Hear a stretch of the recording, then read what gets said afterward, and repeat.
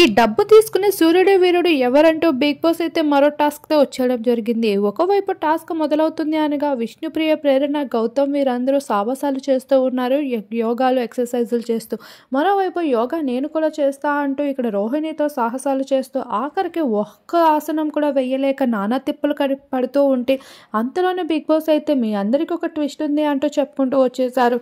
ఇక ఎదురుగా అయితే ప్రతి సీజన్లో మనందరం చూస్తూ వచ్చేసాం. ప్రైజ్ మనీలో సగం అమౌంట్ని అయితే కంటెస్టెంట్స్ మధ్యన పెట్టి అమౌంట్ని తీసుకొని డైరెక్ట్గా ఎగ్జిట్ అయ్యి వెళ్ళే అవకాశం మీకు ఇస్తున్నాను అంటూ చెప్తాడు.